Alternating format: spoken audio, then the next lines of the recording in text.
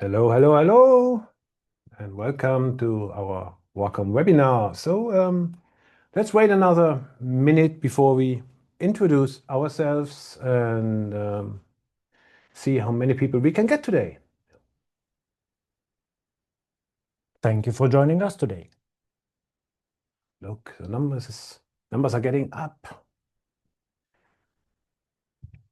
So make yourself comfortable, get a drink.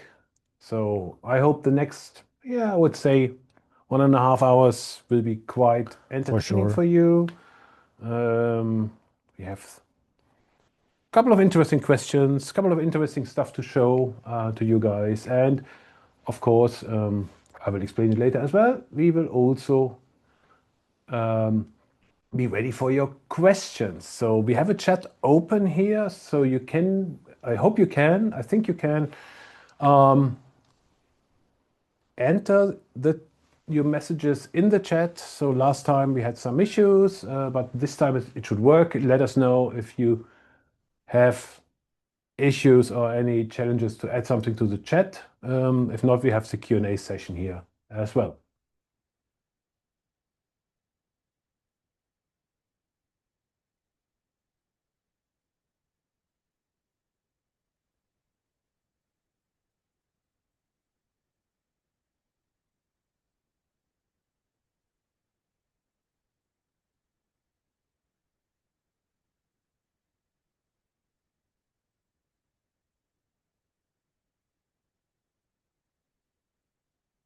I would say we would start.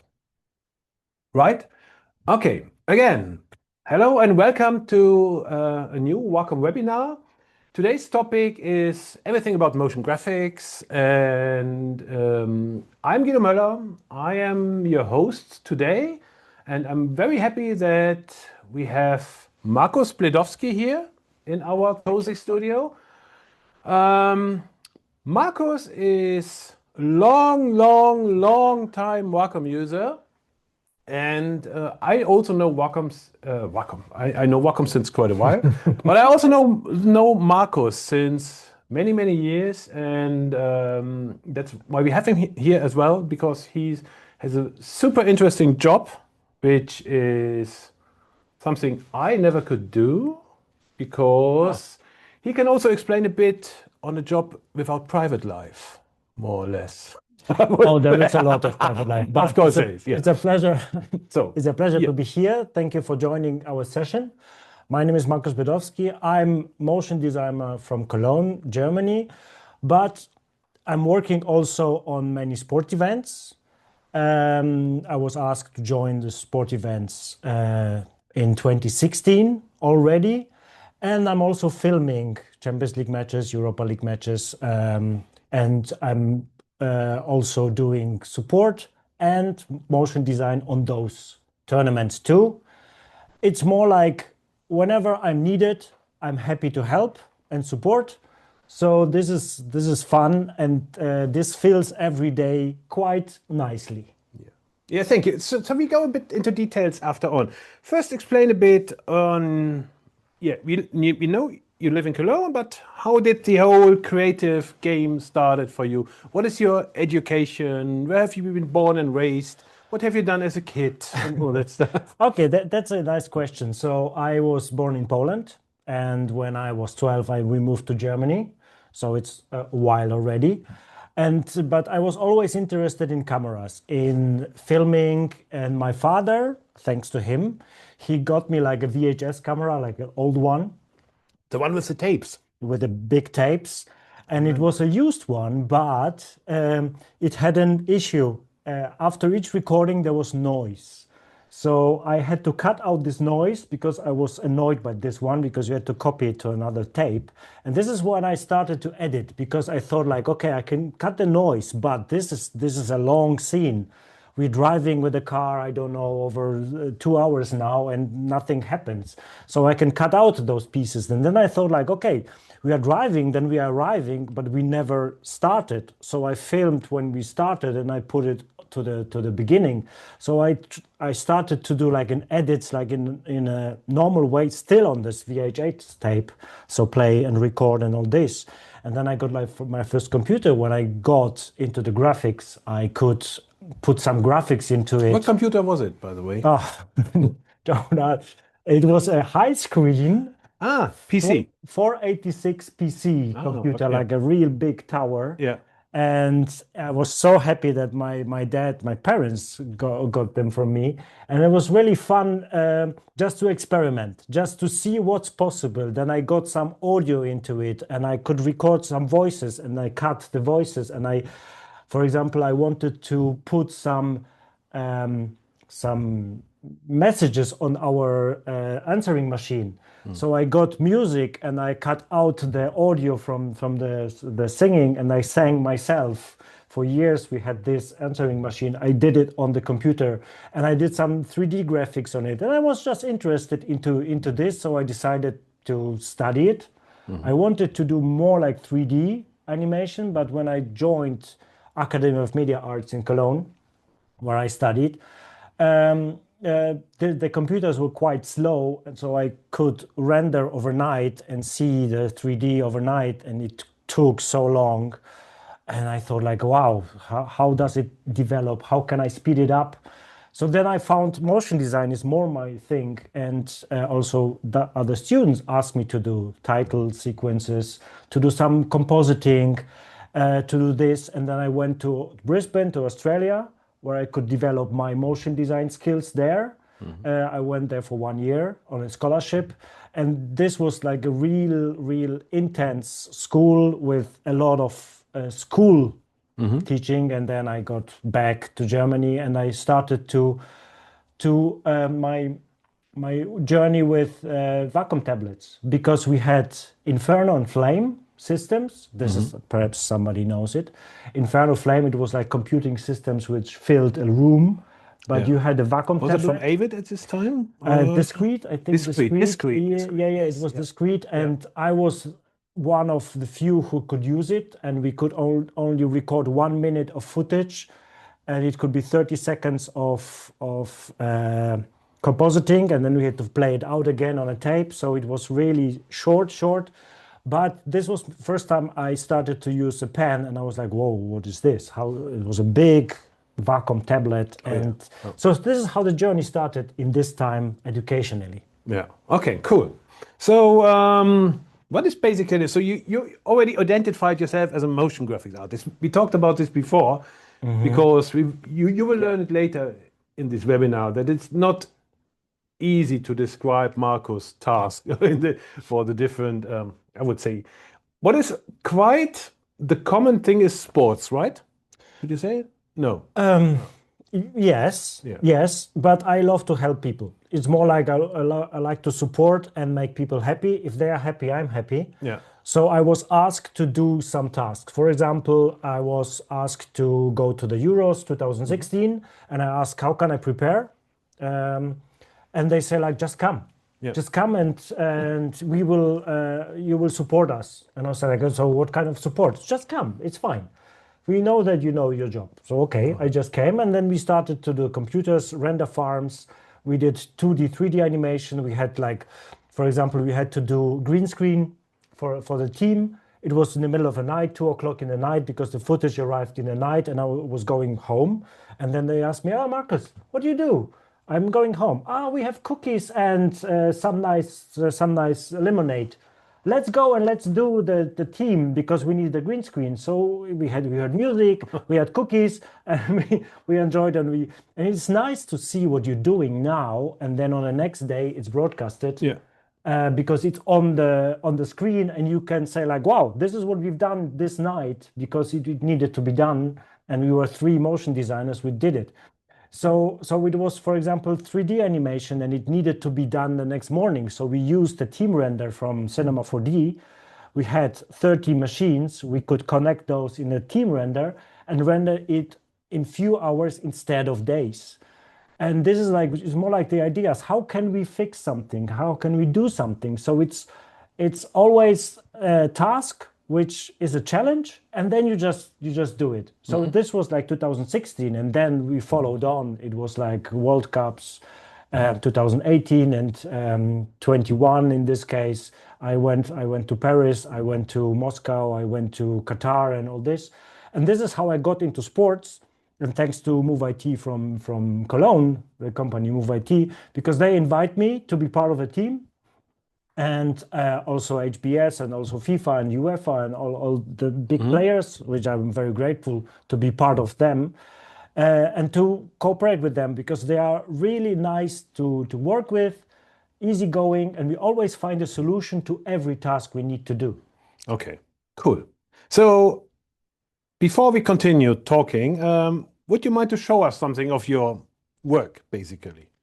We can show. Let me change the screen a bit. So you should now see him. This is because I'm also part of our company Framefloor in Cologne. We are 4 designers and we're doing motion design together. So when I'm on the road, they are doing the projects, and this is really nice because then you can see what you can do in a team.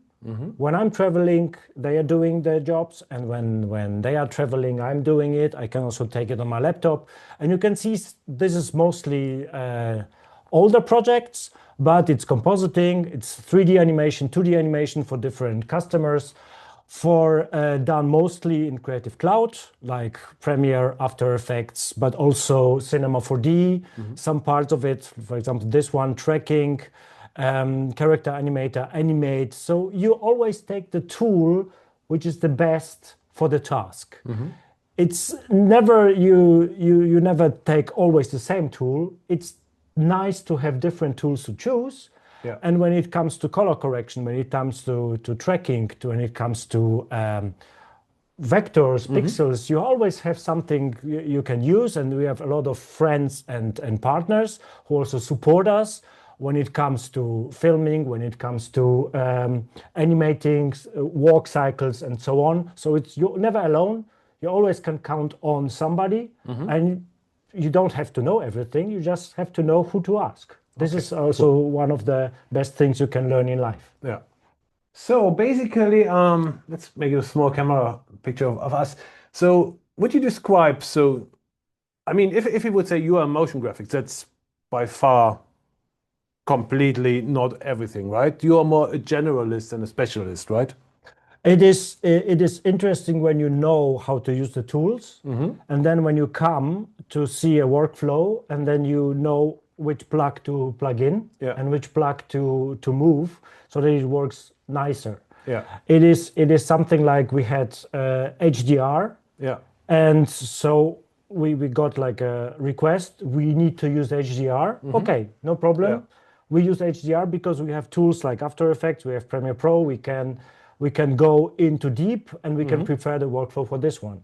We had, for example, 514 Dolby Surround. Yeah. For example, Olympics is done in Dolby Surround. I don't know if you know, but now you know. Oh, okay.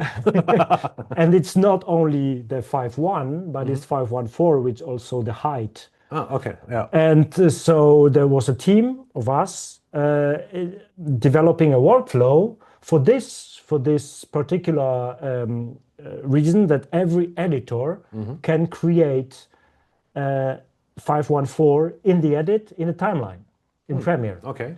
And it was interesting because Jason, one of our team, he's specialized also in audio, and we can also recreate this so that you get the live broadcast, the feed, and then you add music, you add voice, you add special effects in this surround sound so that it fits perfectly, and then the sound, the music can fly into your your room, into your surrounding. Wow, and it's more like, it's not only the tool, it's more the task, which describes the workflow, which makes the tool shine.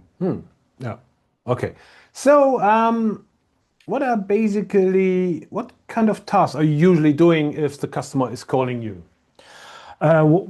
What kind of task? Yeah. So, for example, the customer is, or what is a typical day, the typical day of Markus Bledowski? Every day starts different. Okay. This is really, every day is a surprise. So in the morning when you wake up, you know usually what's happening, but sometimes you get a call and then you drive. Like last Monday, this Monday, I went to Eindhoven because we did an interview there. And then I came back to do some workshops with After Effects, and today I'm here. Next week I will be in Brussels, Dortmund, and Malta, and so on, so on. So it's more like let's see what's possible, and people know I'm flexible, and people know they can call me, and I can fit in all the possible tasks, and I can move around, I can find alternatives, and it's fun doing this because if they're happy, I'm happy. Okay. So besides flexibility, what are important skills for a motion graphics artist doing a job you do every day? It's a passion. It's passion for design. It's passion for screen, for finding a new ways. It's creativity, of course. It's to push boundaries, to push into a nice, if you're impressed by something, if you like some ideas, you can follow up. And it's more like you get an idea and you find a new way to express yourself or to express this project in a nice way. Of course, there are scripts before. In many cases, you get a script. In many cases, you get a storyboard. And but in some cases, it's only like a headline. Okay, we would like to have it nice, shiny, explosive, whatever. And then you find, oh, how can we do this? How can we achieve this? And what tool will we use? And this is the most impressive for me always. So if we talk about production workflow, there's apparently no workflow the same, right? Never. Okay, never, never. Okay. I mean, okay, perhaps not never. It's more like you have workflows, but you have to be ready that your workflows need to be extended a little bit in some dimensions, because people find new tasks, people find a new way, people involve a new camera, new color profile. There will be somebody needing to send some footage into the system or outside of the system. So it's more like be ready that you have to find something, but every day is a miracle, and it's fun. Yeah. Okay.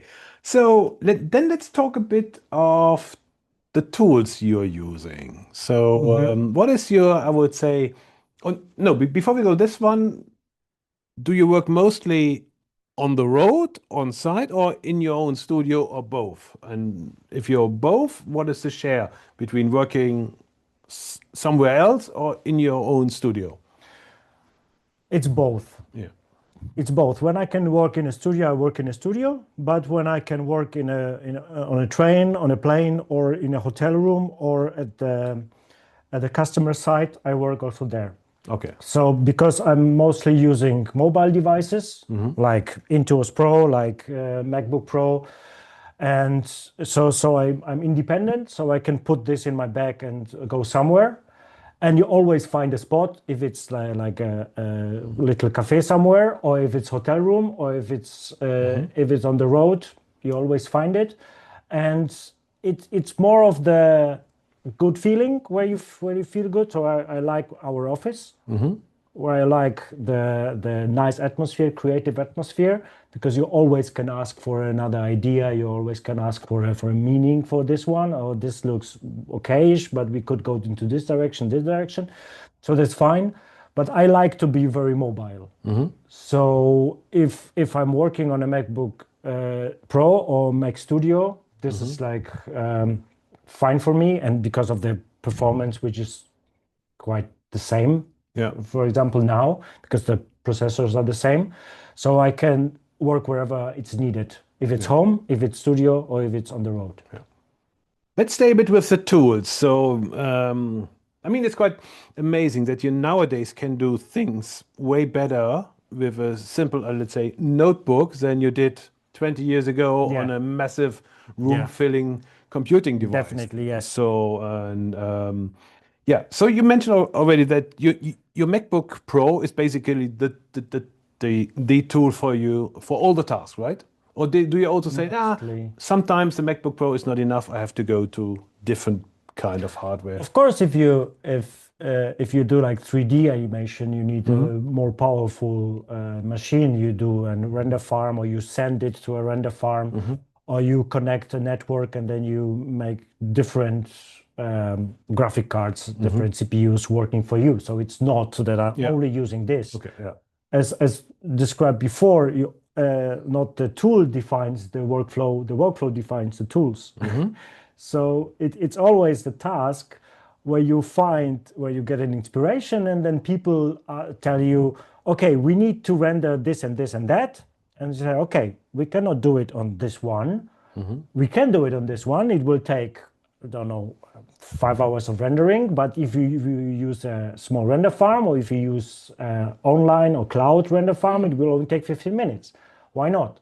So we save money and we save time, and we have better possibilities, because when we get the result, we can adjust it a little bit and then put it again. So this 5 hours rendering on this one, we can get much better results doing it somewhere else. Yeah. Okay. Good. Let's stay with the tools before we go to the software. Tell us a bit about the Wacom hardware you use or you have used in the past. And maybe why you use it, and also what makes I see you're using the latest generation of the Intuos Pro now. What makes this specific product different from the previous one? I understand that you are more a traditional tablet guy, right? Not so much a big user of pen tablets or pen displays. Sorry. Yeah. So I was using. Oh, I have it here somewhere. Yeah. I have it here. So this was my first fantastic one, first tablet which I ever used. If somebody in the audience is recognizing this tablet, please put it in the chat. So. If you also used this one, because I found it was small, it was thin, it was the really nice tablet to take it with me, already with a USB port. Yeah.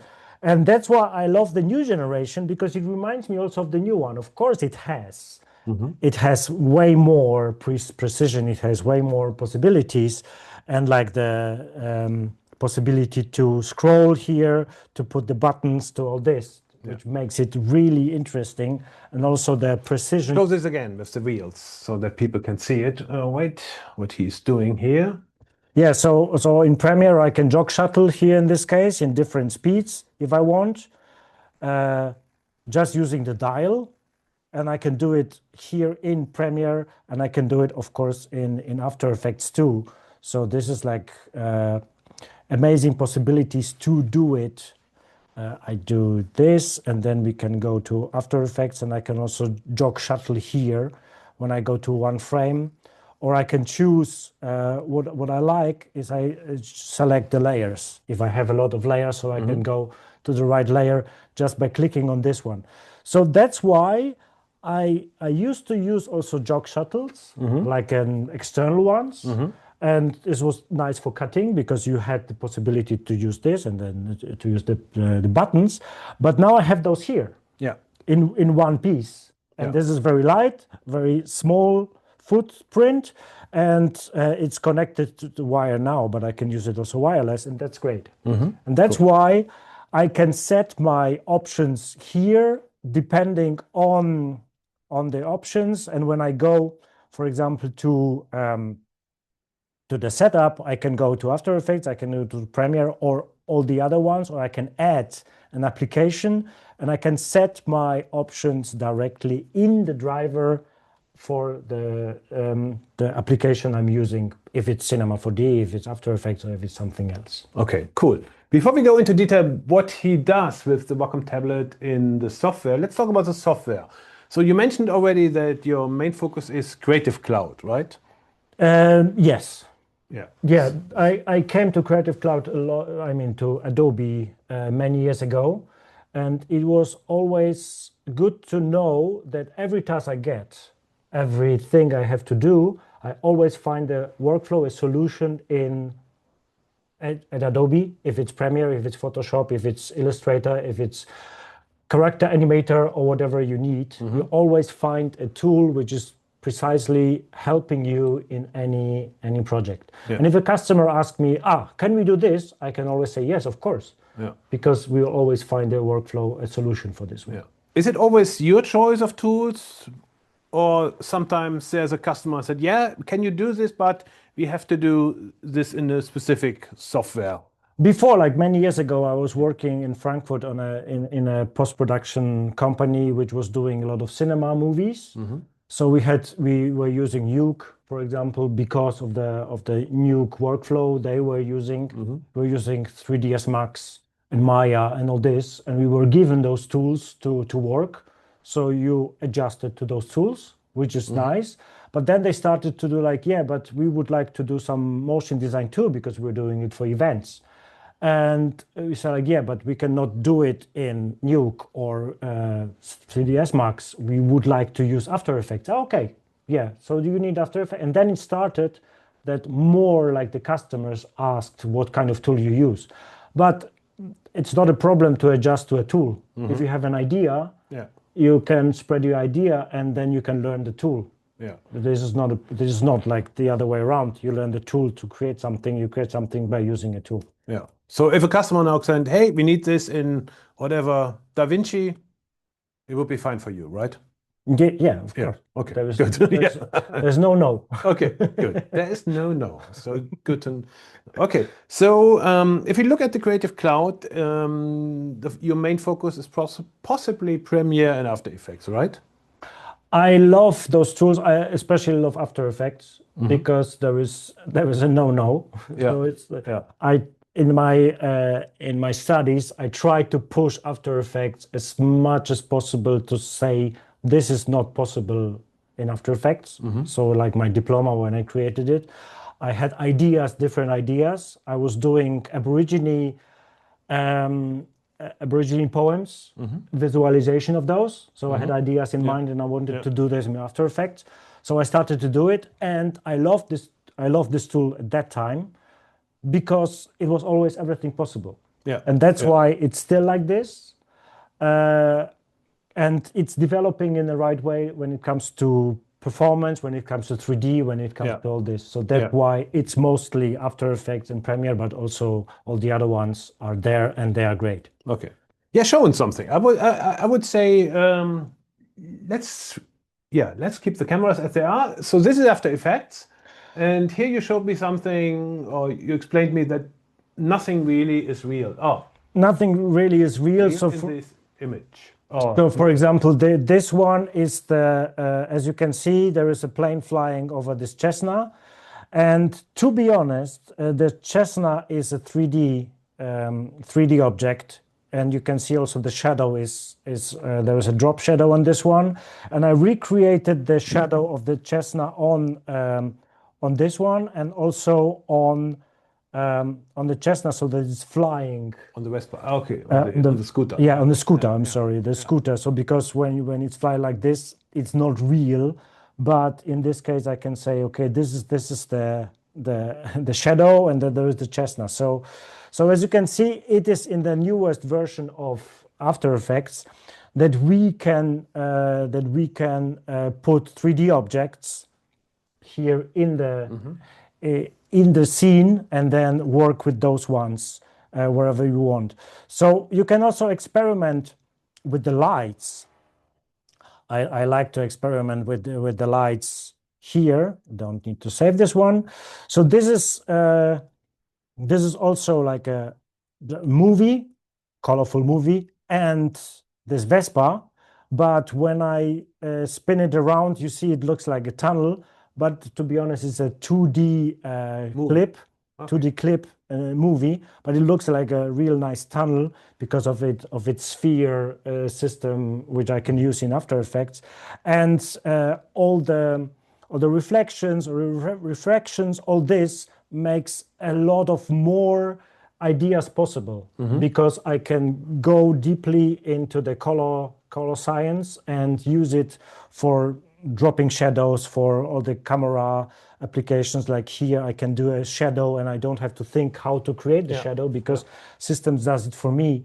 So it's automated options here in this one. And when we go to the newest After Effects, which is a beta, I always invite everyone to use the beta just to test it, how it is, because it's possible As you know, you can go here. Now I'm offline, but you can go to applications and download the betas and just play around. What's possible. So this one, in this case, it is done in After Effects. As you can see, this one. So I can add, for example, a sphere and add it to it, and whatever it's needed, I can always add it there, like a plane, and add a new plane to this one. And this is 3D objects finally in After Effects, and it's new technology by Adobe.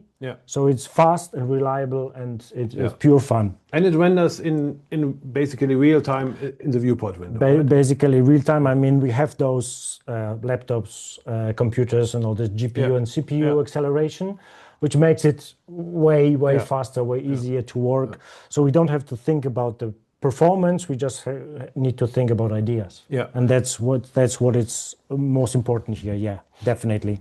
If we go back to the video with the Cessna and the scooter, this is now everything done in After Effects. How would you have done the same, I would say, 5 years ago? I think it would have been way more complex, right? It would be maybe, yeah. I mean, we had to, first here we have the tracking. So of course, like in this one, you have a movement, so you need the tracking of the video. You need to describe a camera. If you can import a 3D object and this camera, that's fine. This was already possible by back then. So I could do it, for example, in a Cinema 4D and import a Cinema 4D camera or use the After Effects camera. But like, let's say 20 years ago, I had to render the 3D object out of, let's say, Maya, for example, frame by frame, usually frame by frame, and then composite it here. So I had to do the tracking points, put these tracking points into the 3D application, do the animation there, go back, and then do the compositing here in this case in many layers. If there was a mistake, something moved around or something changed, I had to go back to the 3D application, do it again, render it again, bring it back, and so on and so forth. So it was a lot of jumping back and forth. I think everyone knows it and everyone knows how it works. This is not bad. This is still possible. You can still use this workflow, and nobody will ever ask you, oh, how did you do it? How did you? Some people ask, but it's more the idea of, let's just do it the easiest way possible. So and it's fun doing this, of course, because you can just do it with some layers inside on your laptop somewhere, sitting here with you and enjoying the view. Cool. Yeah. And you can always change the 3D object, or not change the object, but the paths of movement, for example, directly in After Effects, right? Yes, you can let him fly next to her and not inside of her, and then we have here, and then of course we had to move the shadow, but whatever it's needed. If the customer asks us, okay, we don't like that it's over her, let's put it there. So it's an easy task to do, few minutes, and it's done. I can sit with the customer. I don't have to do like pre-render many versions. Before it was pre-rendering, sending footage, sending it back, getting some feedback, going back and forth. And now it's really, really interesting because you can just do whatever you want. And it's, for example, you can have fun projects like this one. Everyone knows, I think everyone knows this car. And and you can just play with this car in which direction you want. And it's a 3D object. It's a really nice one. We used it for one of the projects. And it's inside of After Effects, which, I mean, some years ago it would be like, whoa, how did you do it? And where do you get it from? And what kind of shader do you need? What kind of renderer do you need? And a lot of technical impressions, but currently it's more like, just do it. Let's just do it. Of course you can do it in another application. Why not? Yeah. There's no boundaries. Cool. Yeah, talking about tools and all the new changes, how would you say keep yourself up or navigate in the ever-changing tools and new things coming to your specific task? So, for example, if there's a new feature coming in After Effects, do you immediately use it, or do you say, let's wait until I see some experience from others, or do you step right away? Okay, let's use it for productivity tasks. To be honest, I love to experiment. So I love to see how it's working already and what can be done with it, because then I have the experience. And when a project comes up or when a workflow is needed, I can just jump on it and say like, cool, let's we have the tools, and everyone who knows me knows that they can ask, Marcus, we have this project. Can we do it? For example, today they needed a new export profile for an event. And there was like, oh, what's the name? We cannot even spell it. And I said, yeah, you need a new exporter for this one, and then you can export it for an event. That's great. Yeah. And so I remember many years ago, I was working in Stuttgart in a company for cinema, and there was the rotor brush in After Effects. It was still in beta, and we had to mark a person, take the person out of the picture and put another picture behind, because it was a boy who was spinning around in a stadium, and then he was spinning around on a field, and then he turned around and he was in a stadium.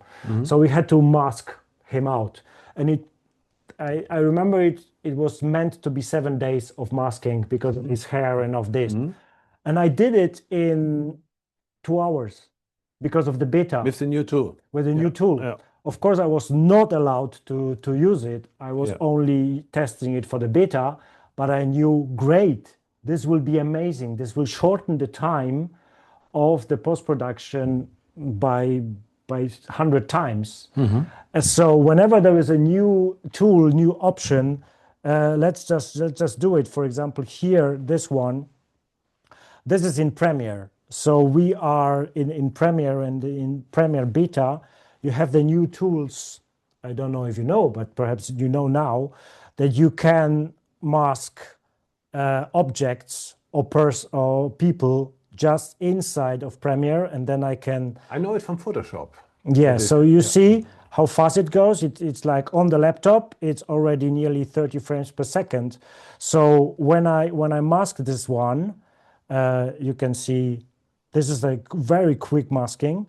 I can put, for example, some colors on it and change, make it warmer. Let's do it warmer, a little bit less of colors, a little bit too warm, and then I can move it around a little bit lighter, more contrasty.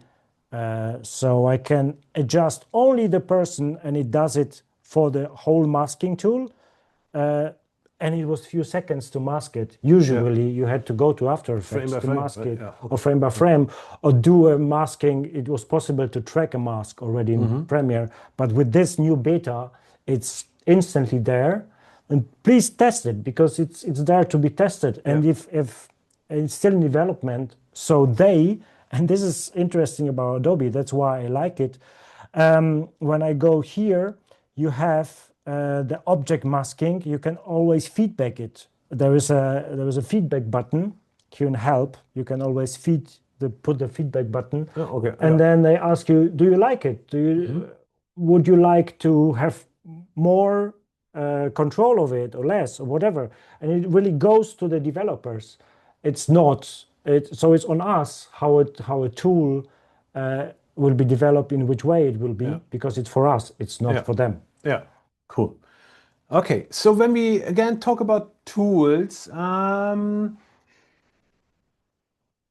saw also some clips you have of as you just mentioned, you will get a call, hey, come to Eindhoven, we need you for some filming.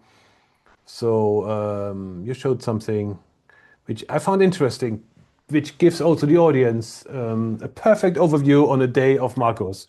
The day of Markus. So this was like match night filming.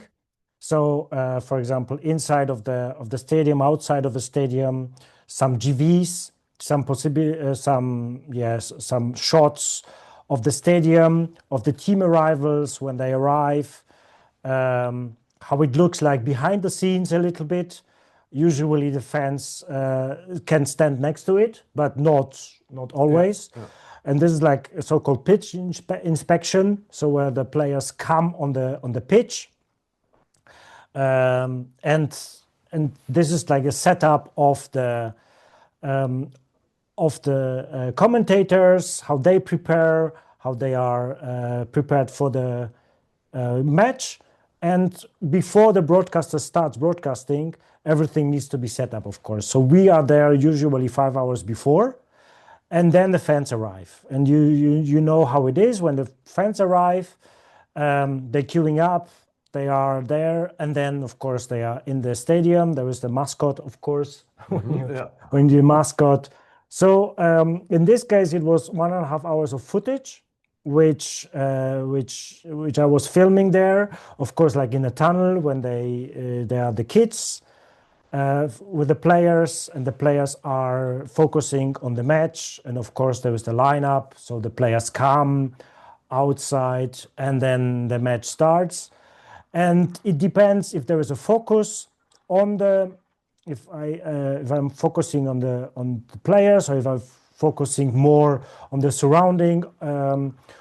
So you can see, for example, this is like a nice white one. Sometimes we need the white one. Sometimes we need some the details of this, what's going on behind the scenes, because many people and many customers want to know how does it look like behind the scenes, what can be done behind the scenes if there is something. And you can also see inside of the tunnel. I like this tunnel because it's like really nice, all the lines and this behind the scenes options. And also with the players when they come up, how they feel, not what they tell, it's more like how they feel before coming onto the field. Usually they cheer each other, they show some emotions, a lot of emotions. So we don't film those emotions, of course, because it's very private.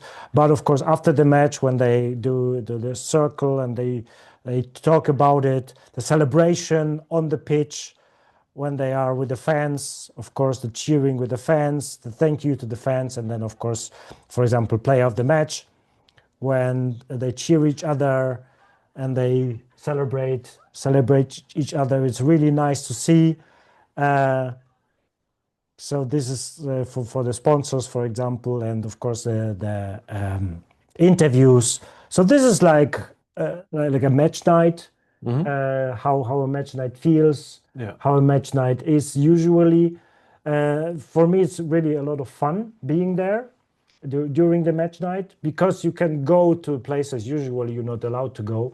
And I'm really grateful for this opportunity and the option I get to get there, get to the positions, to get next to the players. In the Corona times, you were not allowed. The stadiums were empty. So of course the players were somewhere else, and this was the red zone. So we were really far away in the tribunes, but the stadium was empty. So it was sad to see it. And then the stadiums filled up again. So this was a great experience to hear the fans, to hear the cheering, to hear the happiness, the emotions, to see the emotions of the fans, because it's all about the fans and about the experience you have in a stadium. For this one, that's why you're doing it. It's more to show a different view of a normal broadcast. Okay, yeah. If you do live sports, is it different for you? Is it different for you if you work, for example, for football and for the Olympics? Is it a different set of tasks, different workflow, different day? It's a different day in this case, because usually working in football, it's before the match, and after the match. Before the match, after the match. So it's always, of course, there are, for example, team arrivals when they come with the plane, and there are trainings, and there are interviews, and there are changes, and there are more interviews. So this is like what's going on around. In Olympics, you have, as I heard, 11,000 different sports events. So many things are happening at the same time. You have only 2 weeks of Olympics. You have only 2 weeks with 11,000 events going on. So everything's happening at the same time. They are jumping, throwing, running, and all this at the same. So in the stadium, for example, you jump between the parts of the stadium to get it. So there was a constant flow of footage. And you don't have, for example, 30 cameras in a stadium, but you have 2-3 cameras per event, which are very important. In football, you have the 40 cameras in different spots on the coach, on the players, big one, spider cam and whatever. And everything goes to one spot and one match. In Olympics, it's completely different. And it's fun because it's huge multitasking and it's perfectly prepared. And they have an amazing system how to prepare everything up front. So they already know which graphics, where to go, which what need to be prepared, what kind of voiceover you will need, who is going to do what. So it's perfectly done and prepared. Of course, in football too. Everything is really, for example, now the preparation for the next Euro is already really nicely done. So it will be like in 2 years already. And of course, World Cup is something which is already done. Of course, although the draw is coming today and tomorrow. So that's something. But I mean, the stadiums and all this is really nicely done. You showed me something you did for the Olympics in After Effects. It was. It's always a team effort. It's never one guy who is doing this. It's more like, let's do this one. Yeah, so what I was talking about, it's in this case the graphics, and perhaps some of you know it's so-called motion graphic templates. So we prepare it in After Effects, but you can use it in Premiere. So every editor, everyone who, for example, doesn't know After Effects or doesn't have time to use it in After Effects, doesn't have time to write it, to prepare all the graphics, it is done here inside of After Effects. So for example, when I need 3-line graphics, I can choose a 3-line graphics, or I can use the graphics with a phrase or with a free text. And then I can use all the different sports. So cycling has a new icon. So you see when I'm changing the sports, and also changes where it will happen, and it changes the options here. And of course, you can also write down what it is, but you are always on a safe side because you never do mistakes when writing something. Usually you will be writing. So the editor, and this is what the team like Jason and me and Joost are preparing. And this is always done. For example, here in this case, it's also when I change to, in this case, what is it? This is. So when I change the countries, I also change the flags. So this is really, really nice that the editor can see like, okay, I need this graphic on the left side. I have to put some names of the athletes, but there's also a database. So he needs just to start typing, and autofill will fill in the right name. So there's no issue with having mistakes. That means that After Effects is somewhat linked to a certain database of flags and names and events. Okay. Yeah, cool. In this case, this motion graphic template, because it's so-called motion graphic template, can be linked to a database and then can go to whatever option we need to be done. So this is part of course, of the preparation we need to do, because, for example, you get over 200 flags, over 200 names of countries, and you have to put them into the system. You cannot do it on site while the event is going. So you do it before, like weeks before, and there are always updates, few new, for example, new athletes are coming, new event locations are coming, or there are some changes. So you have to constantly do an update, but this is is your task. You are there to support the team. You are there to support the customer. You're there to support the athletes. So that's what you do. So when they tell you to do an interview, you just go with the camera and do an interview. And then the next hour you come back and you fix the graphics. So this is this is like the task. Okay, cool. Talking about the task and coming back to the Wacom tablet in your workflow. So could you shortly describe how do you use the Intuos Pro and the Pro Pen in your workflow, in your daily workflow? Because I think for many people it is clear that you can use a Wacom tablet in Photoshop, in Illustrator, but maybe for some people it is not so clear. Yeah, okay, can I use a pen in Premiere Pro? Do I have a brush in Premiere Pro? So probably not, but maybe you can explain our viewers how to efficiently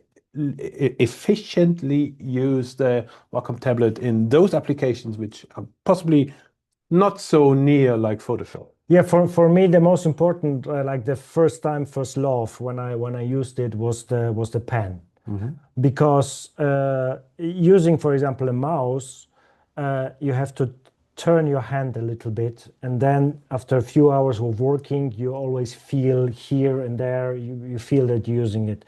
So ergonomics is... Yeah, ergonomic. Yeah. And so a pen, we are used to work with a pen since we are a kid, you know, like pencils and all this. So the natural way of holding a pen, this was like the brain idea for me. It was like, wow, I can use it. And it is always lying on the tablet. So, and I can point the position where I want to work, and the screen is always mirrored on the tablet. So I always know where I am, this corner there in the middle. So I know this is the for example, the composition, the timeline, my options are here, the windows are here. So I don't have to look on the tablet. I just have to look on the screen and focus on my work. And it's way faster because I can move the cursor faster from one side to the other. I don't have to move it. I just go to the position I need to go and I'm there. Yeah. So it always jumps to the position I always needed. And this was like the main idea. I was like, wow, this is way more improvement for me when it comes to workflow, when it comes to the working speed in this case. So I use it also when browsing and when writing emails and when using other applications. It's, of course, I can use it in Photoshop, Illustrator, and so on. But I use it in everyday life because it's connected via wire. Also, it's connected via Bluetooth. And because I can connect two devices to it, so I can switch between Mac Studio and MacBook Pro by choosing this little option here. Yeah. So it's two devices on one tablet. And in many cases you use, for example, in many times designers use a big tower or let's say Mac Studio and a laptop for the emails or for office work, so they can switch between those. Yeah. So for the new one, this was the most important. But for the everyday life, I can, for example, choose my layer. Tell us a bit how you have personalized your tablet. Yeah, so because we have express keys, we have the dials. So what is your functionality you put on these controls? In many cases, you have to choose layers. So switch between the layers. For example, in this composition, which I showed you before, we have over 200 layers. So I have to go to those layers. If I do it here with this option, or if I go with a dial, it's of course a different position. And then I have to do, for example, jog shuttle, you know, with this. So I can use it here. I can use it, for example, to go between the keyframes, to go between frames, but I can also use it to jump between keyframes. Okay. So for example, to go between one keyframe and the other one, to go from in to out, or when I do some animation, I can go between keyframes and I can adjust way faster an animation which I'm doing there. Yeah. So this is for me something essential so that I can adjust the options here according to the application and according to my needs. So whenever I have to do a shortcut, I usually change it to the options. For example, you can use also the fields or the radial menu. So for example, when I go to Premiere, I have a radial menu with the most important options there for me. When it comes to trimming, when it comes to export, when it comes to, for example, when I want to change some speed options, I don't have to use the shortcut, or don't have to go to the menu. I just use it in my radial menu, and I can choose the speed. I can change the speed, and that's fine. When it comes to, for example, trimming, I want to trim. The trim option is also here, and I can adjust this clip and go to the next one if I want. This is the next clip and next clip and next clip, and this is fine. So usually when I'm working and I see, oh, now I stop because I have to use an option, an external point, I usually do like, okay, let's go to the setup of the tablet and let's choose a radial menu, or let's choose another menus, which probably you know of. For example, those The grid panels. shortcut, the grid panels, those ones. So you can also change the colors. I just did it so that you can see that you can change the colors. So the colors are connected to brain, and you can see an option faster than when it would be only gray. Because gray is more like, okay, so I have to start to read. Yeah. In this case, reading is slower than seeing the colors, so that's why I changed the colors too. So it's always give and take. So first you have to set up it a little bit more and stop working for few seconds, few minutes to set it up. But then you will be faster because all the needed options for the edit or for animation or for compositing are in your system, and you're way faster to do it. Cool. Yeah. Do you also use the Express keys? The Express keys, so in this case, when I go to the Express keys here, in Premiere, I use them, for example, to, here, when it comes to Express keys, I cut a clip, or I shorten a clip in Premiere by using the Express keys. For example, when I go to here, I want to shorten it here, so I do it like this, and I want to shorten the end, so I do it like here, and I can also cut in the middle, for example, and I can play, because what I have here, this is like, for example, this is the beta, that's why I set it to a different one, but I can also go frame by frame, or I can extend it, or I can, here, this one will be, you see, I'm jog shuttling now, or I can jog shuttle in a faster way, 5 frames per shuttle,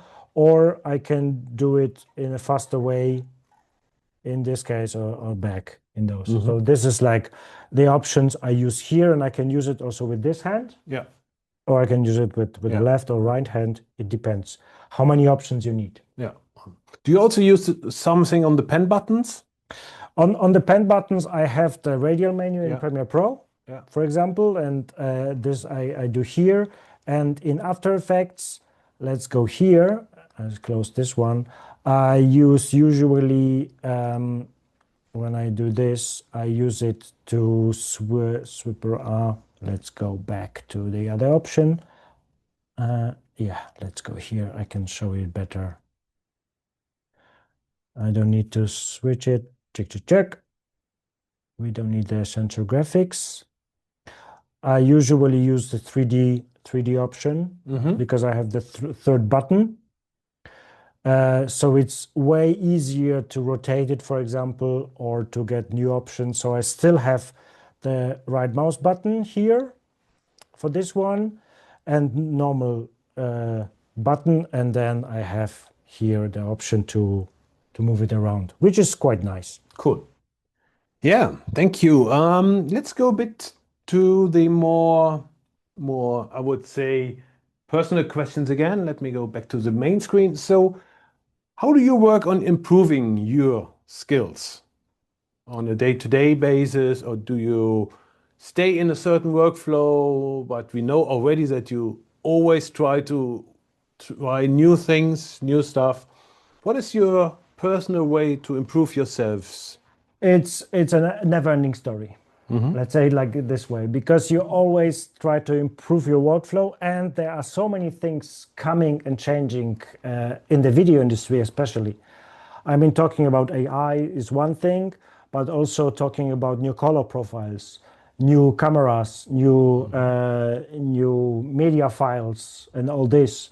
So, for example, when we had HDR, the first event in HDR, it was a big change, but it was fun because you get to learn new workflows, and this is what you learned before. You can use it in helping others, because not everyone knows how to work with HDR. So we did workshops and lessons to teach how to get hands on HDR on the work side, because people are like, yeah, can I use it like a normal SDR? And I said, not exactly. You have to get some knowledge about HDR. But when then, for example, you are filming something, you know, for example, that you use HDR to improve your output, because the better your input is, the better is your output. So this was HDR, and also the next one was the 514 workflow, which is like Dolby Surround.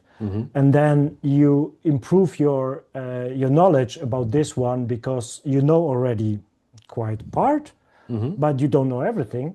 And then you improve your knowledge about this, and you find new tools, you find new filters, you find new plugins, which leads to a new impression that everything is possible. Yeah.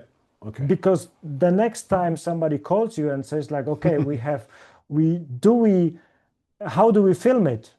And I had last workshop, I had a question. We have the two phones filming, because usually we do it with two phones. And on this one it looks good, but on the newer one it looks very bad. Let's say it this way. Why? Because you probably work filming in HDR, and then everything is transformed into SDR. Let me show you how to improve it, how to make it level, how to make it look good on both sides. And they didn't know they were working with HDR. And for example, the skin tones were reddish. Why? The new phone should be better, but it's worse. Why? Yeah. Let's get step by step why. So for example, troubleshooting is way easier, because you adjust to new technologies, and it works. It just works. Do you use phone as a camera a lot for your task? This is the question. This is also a question what the customer needs.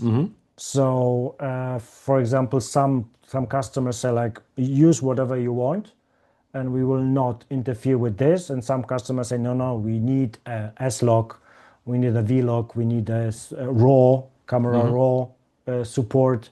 We need this kind of workflow. We need this look for the cameras. So when you use a brand, you have to use this brand because they want to achieve. So they give you the cameras. They give you the cameras, and then you just jump on a project, and that's fine. So the main events are done like this. So you get equipment, you get a camera, you get a workflow.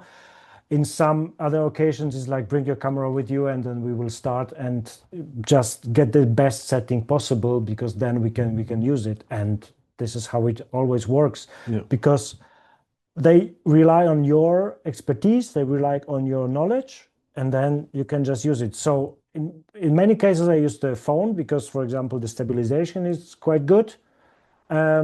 And you can still use raw footage, you can still use HDR footage, and they have quite good possibilities. Of course, not everything is possible, but in some cases it's only, for example, social media or for a quick broadcast. And this is, in many cases, already enough, but in other cases it's not enough. Okay. Talking about 3D in your workflow, so how helpful is it if you go into the realm of video editing, motion graphics to have a solid understanding on 3D or have some 3D experience as you have from your, I think, Cinema 4D past. Yeah, Yeah. it's very good for as I spoken before, I wanted to be 3D artist when I started studying. So I went into this with a great idea of I want to be a 3D artist. I want to just do 3D and nothing else. But of course there were some let's say issues at that time, which wouldn't be today. Yeah. So when I would start today, I would definitely be into the 3D very deeply. But it's a never-ending story. 3D is really new tools, new technologies, new possibilities. When you go to the cinema, you experience like the new movies where you have the dust particles already in the lights. This is amazing. And this is something which blows your mind thinking about 3D. So it's always good to know even the basics, even how to create a basic scene, how to work with cameras, how to put material on this, how to export a material, how to paint on an object and how to create it. Because, for example, my first big project was with a 3D container into a hole, and they just said that we don't care how long you work on this one, just show us. So I was, and it's still in television. It's ZDF, which always show it in the kids show. Yeah. And it still works. And it was already 12 years ago, I think, I started doing like a big project with this. So yeah, this is fine. Okay, and I mean, this is also a question, how do you make sure that you are always motivated? Because I could imagine if you have a long day traveling from here to there, even on the weekends, how do you motivate yourself that you are again fresh and ready for the next week then? To be honest, working on those events, working in these locations, it's motivation enough. I love what I do and I do what I love. And having the opportunity and be grateful for this, that I'm allowed to do it, is motivation enough. So when I wake up and I'm like in New Jersey, in Paris or Malta or wherever I am, or even being at home and knowing that I will be doing this task again and filming and compositing and editing, that's amazing. This fills my life, this fills my soul and make me happy, and this is what I'm doing, and that's why I'm doing it. Cool. Yeah. So yeah, before we come to the Q&A session, do you still have something you would like to show us? Some cool, nice thing in some of your application?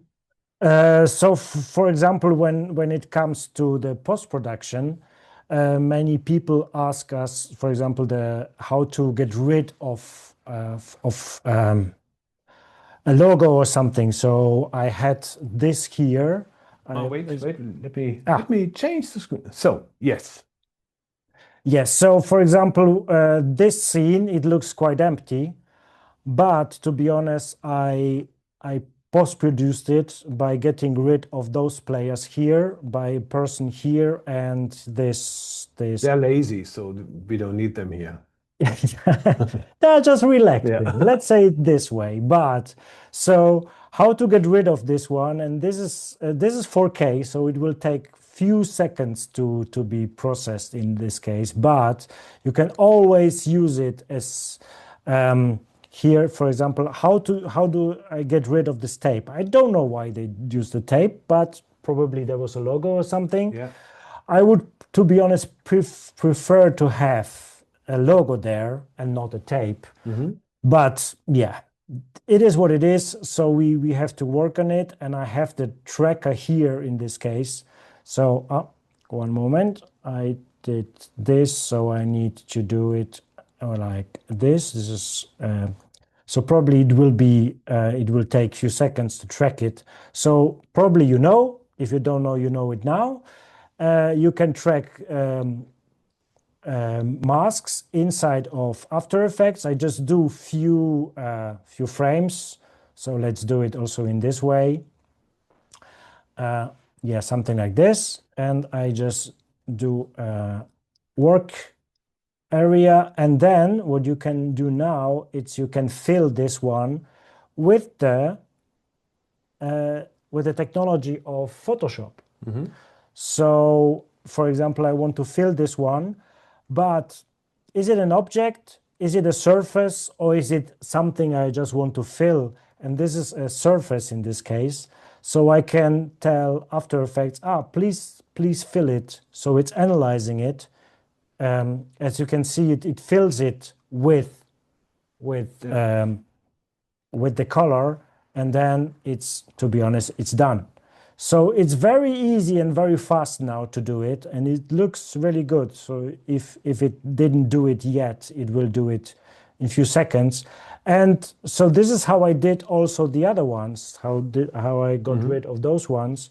Of course, it's a little bit more work because you have to be precise with the masking, you have to be precise with the lines. If the line doesn't match, you have to add another line to it.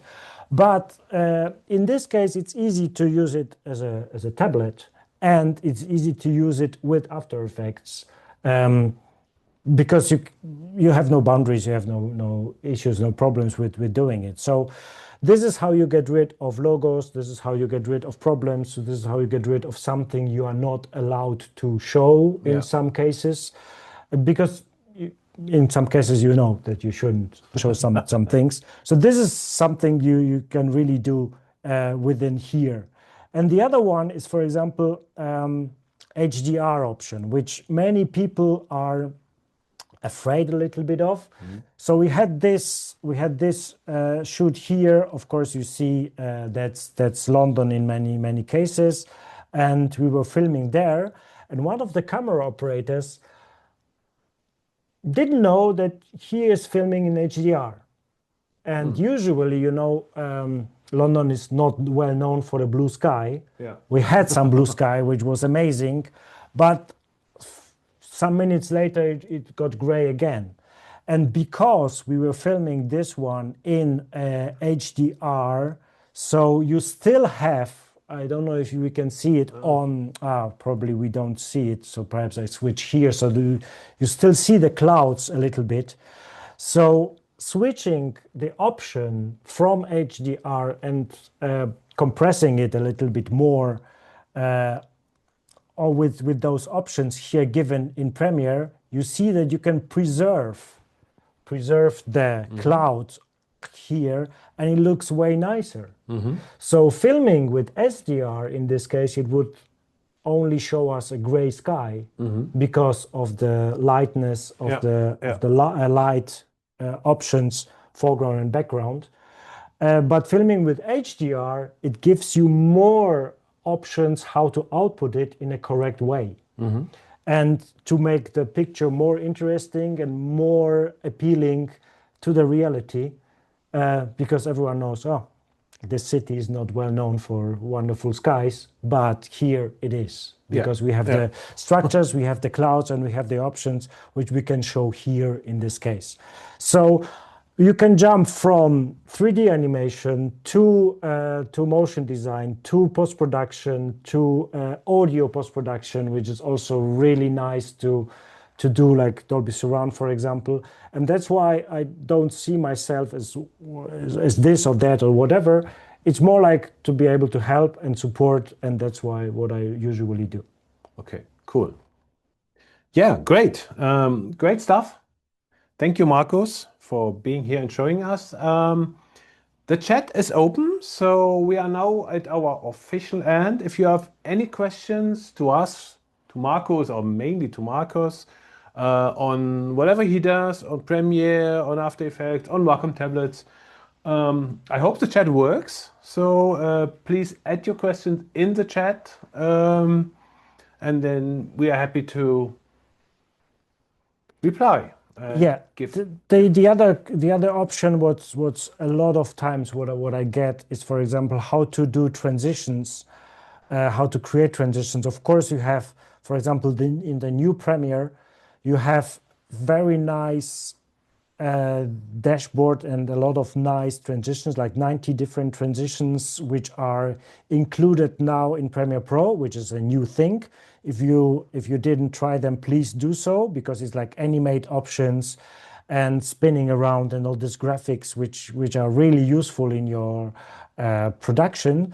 But in some cases, I was asked, for example, how to create a transition, and I did it in After Effects with this ball 3D moving option. And I can say, like, it's, for example, this one is coming from below, this one is coming from top, from down, and so on. I can even switch off the ball if I don't need it, because in the second part of this one I have a graphics inside, and you see the graphics is also going on. So, for example, when I say first half soccer, you see it's adjusting also the part, the blue part of this one. So if you have a longer text, it's also adjusting the blue part, and I can change, of course, the let's say it to green or whatever, if you don't need it, you can switch it off. And so this is like a flexible part. It's a motion graphic. It's motion graphics here in this case. So it's done in After Effects, imported into Premiere Pro, and it's way easier to create something now currently because it's just pure fun. So thank you very much. If you have any questions to those or to any other options, please feel free to switch in. So yeah, I just noticed that apparently the chat was blocked. I think now all of you can ask questions. If there are questions, chat is working now. Let's wait a couple of minutes. Maybe some questions are coming from the guys. There will be also, there is a recording in place, and we will also provide to all registered people here the link for the download. So we put it on YouTube in a later stage. So, but now is a chance for you to ask Markus questions on his day-to-day routine and also on the tools he's using.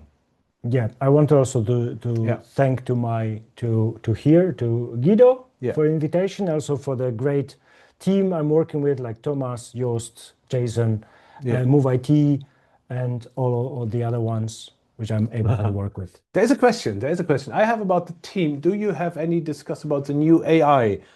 I think we have raised it right in the beta versions here, right? Yes. So in Premiere, for example, this masking tool, it's AI driven.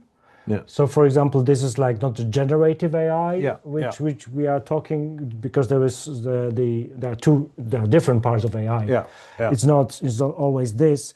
But for example, there is a part, the generative part, which you can use, for example, here. So I have a clip with driving, and then I can extend this one so that the car is driving behind, and those buildings are now generated in AI. So this is like the generative AI.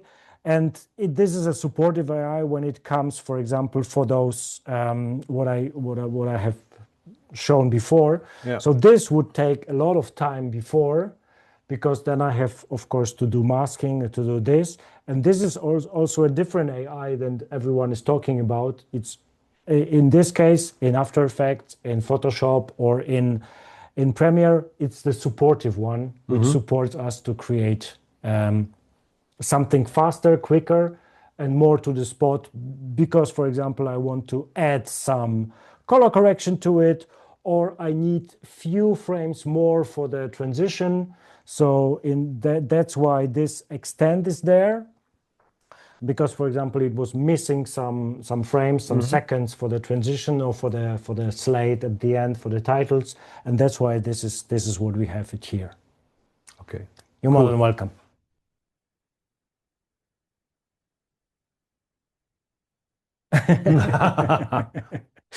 Of the guys on the scene, Wacom pen brushing tool. Yes, of course we can. If you want to do it, do it. Yeah. So why not? Yeah. This I can think be we done. yes. So we tried it, right, with if you want to get rid of one of the cars, but this is I don't know if I it's still not have there it. yet, right? Yeah. There was, yeah, we tried with this car, but I think I didn't save it before. Yeah, we wanted to get rid of one car, of this car. So this would work better in After Effects, of course. I think I didn't save it, but Yeah. this is like the technology here. So even in video, when you're working with video, when you're working on a video, you can do it also Yeah. here. The old way was, of course, of this brush. You know, you had the brush, and you could take some part of it and get Yeah. rid of it. So this was like the old part. The newer one is with this one, as I've shown, getting rid of this logo or whatever. Yes, it is. So it's possible. Everything is possible. Just do it. Yeah. I hope you're not meaning us here with brushing us away. No, of course not. I didn't understand it that way. Or, yeah. Whatever. Yeah. Thank you very much for the questions, of Yeah. course. It's fun. Yeah. If you have more, We are here. we are here. We are happy to help you, whatever you want to do. Yeah. If you have ideas about the workflow, how do you usually feel when you have to work with different teams? And you have to work with different teams, right? Yeah. There are many teams. There Yeah. are many teams on site. There are many teams on the like match days or in a broadcast center when you have different broadcast centers.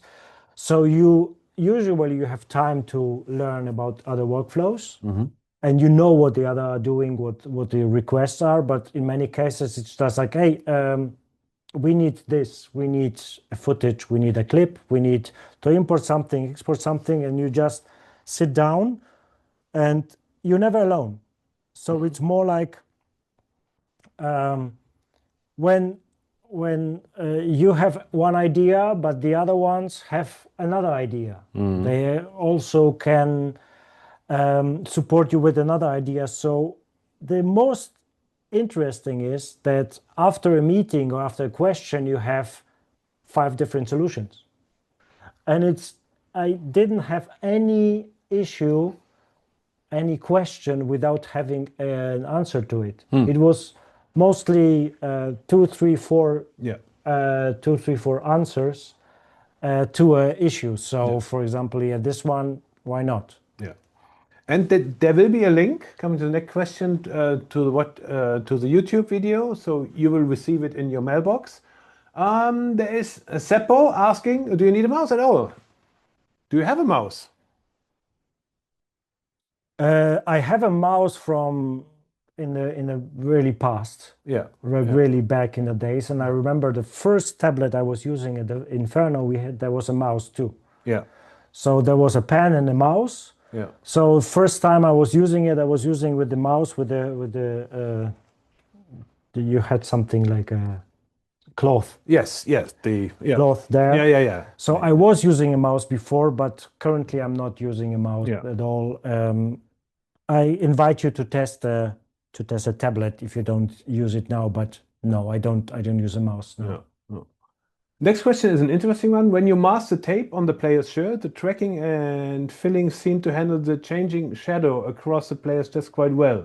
Do you have to adjust your workflow for situations like that, or do the tools handle it automatically? Glad you ask, because okay, this is in German now, because you have an adjustment of lighting here, and you can do it automatically. So usually when there are issues and problems with shadows with something like this, it adjusts. But the team from Adobe is so amazing that they adjust the options, and they adjust the post-production from one version to the other quite well. So the algorithms are improving every time. So also, I don't know if you know, for example, you can use subtitles from speech. So you can take a clip, you can take a piece of, you can take an edit, you can create the subtitles, and currently you can even translate the subtitles into different languages. And the tools are improving one version to the next one. Some of the editors were like, but it's not working. When did you try it? Yeah, 2 years ago. Okay, so 2 years ago, it was an issue, but they're improving every version. So please try it. So in this case, I didn't have to adjust anything, and it just works. And this is not a prepared demo file. It's a clip I got from someone, and so it was really like live on the fly, and it does it automatically.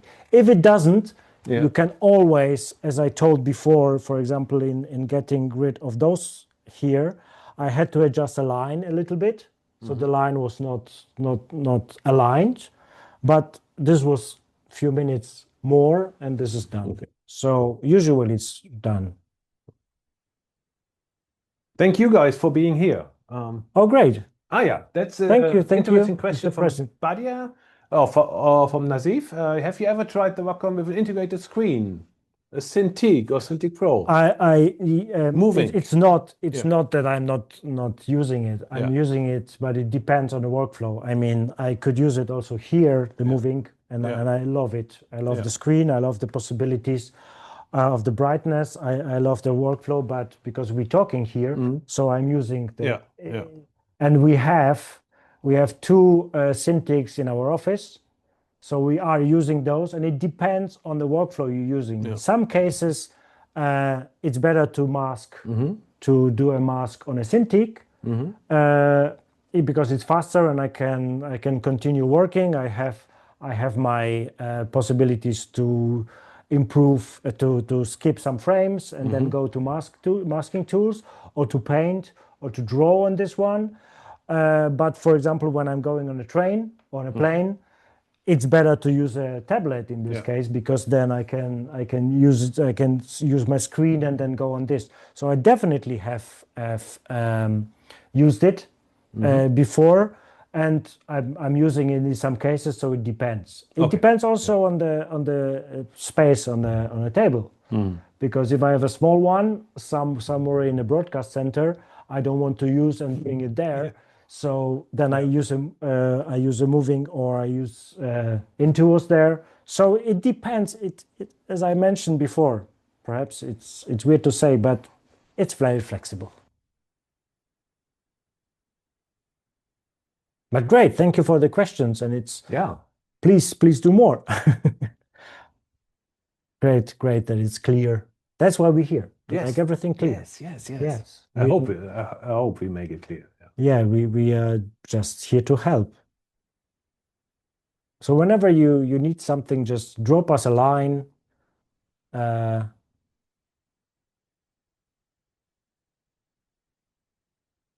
What would you suggest to start to learn?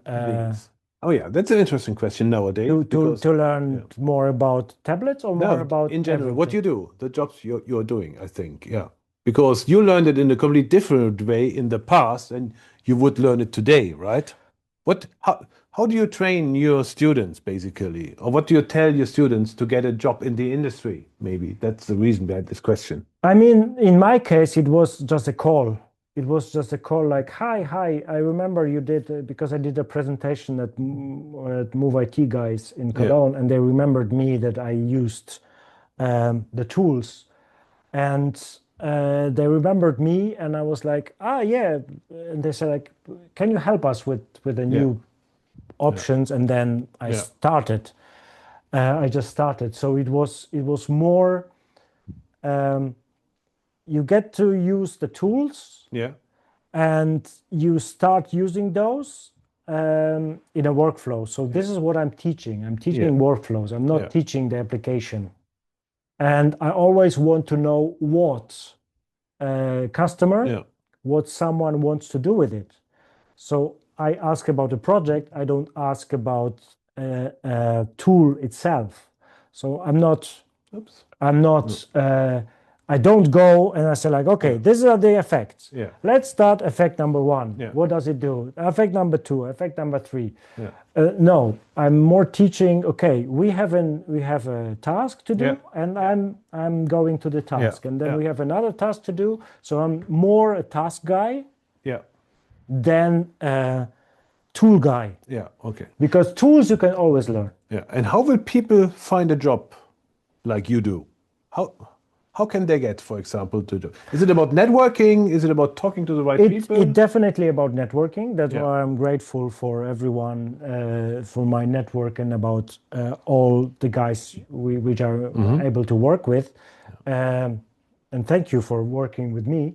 Yeah. But it's also about there are so many platforms and people are needed to work there. If you go to the site of for example UEFA, FIFA, and so on, there are always jobs there, and they are looking for skilled people, for new people, and for people who are willing to improve the workflows, the speed of working, and to get a head around it, to look behind the plate. How do you say it in German? Yeah. So you have your boundaries, and you have your job here, and usually you stay in your job. But it's also nice sometimes to jump over and to perhaps also like to feel uncomfortable a little bit. So, for example, before, when I started, I didn't know anything about HDR, and I didn't know how to handle it. And then I just say like, okay, let's learn it. Let's get it done. Let's learn how to use Cinema 4D, which is amazing. Let's learn how to deal with compositing, Yeah. how to rotoscope something. Yeah. And I didn't know it before. And Yeah. then you just do it. And then you tell your friends, you tell your partners, your colleagues, you can do it. And then they start asking you questions. And then more people can you call this one, because he knows how to handle it. And this is also very handy when you're filming, because when you film and you know how to edit, you will film those those frames, which are perfect for the edit afterwards. So you have like a wide shot and a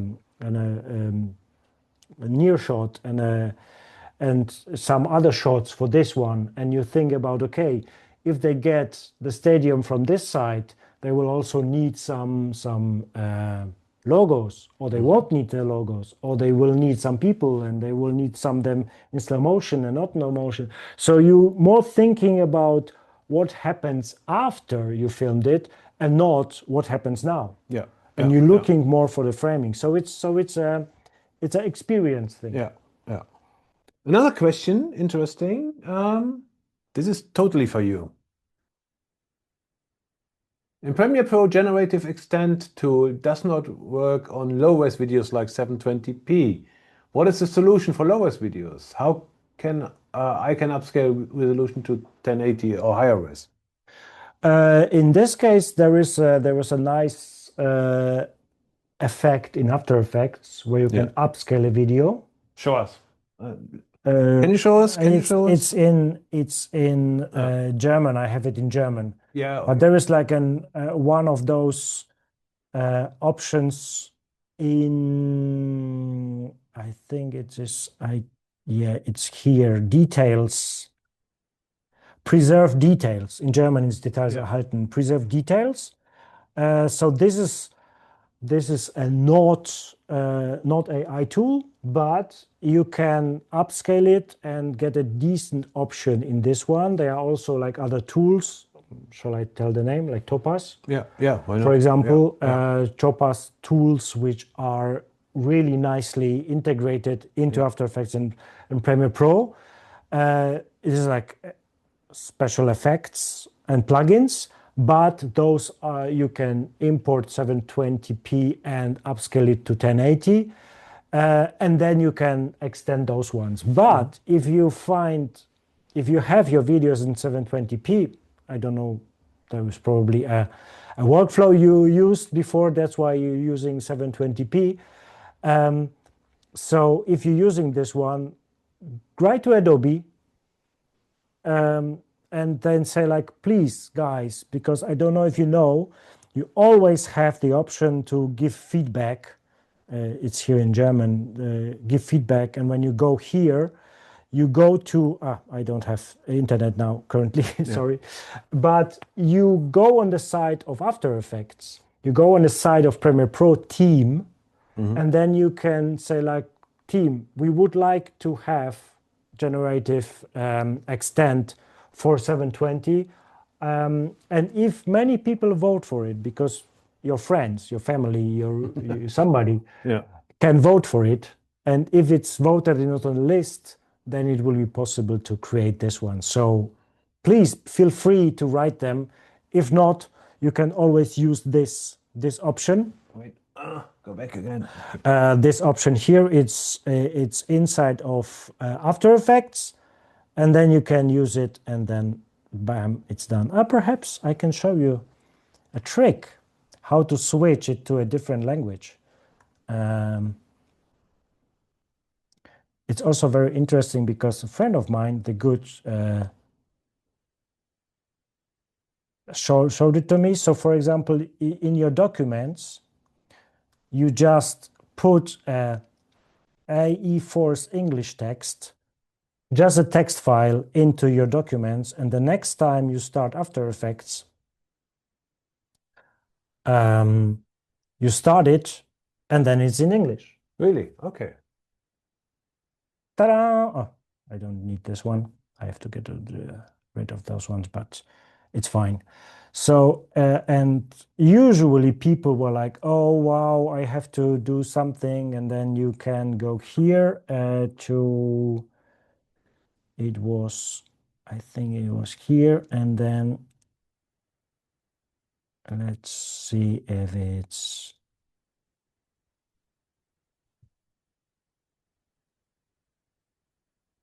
I will find it.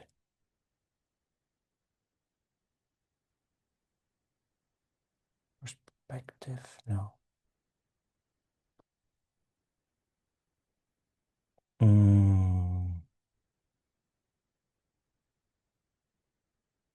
Upscale. Detail preserving. Detail There it preserving. is. Yeah. Distort. Yeah. So this is, and yeah, so this is the trick how to switch it in a fast way. You don't have to reinstall it. You don't have to do it. So yeah. Our friends from Adobe showed it to me one day. So details preserving, it's here. Details preserving upscale. If it helps. Oh, thank you very much. Good. I think we are now also coming to the end of this webinar. Again, thank you, Markus, for being here with us, for showing us your tips and tricks, not only on Wacom, but also on video application and motion graphics application. And thank you guys on the internet, in Zoom. As said, we will provide you the YouTube link to the recording. And it was great to have you here, and hope to see you next time. Bye-bye. Thank you very much, everyone. Thank you for being with us. If you have any questions, just write us. Thank you, Guido. Thank you, Wacom. See you next time. Bye-bye. Bye-bye.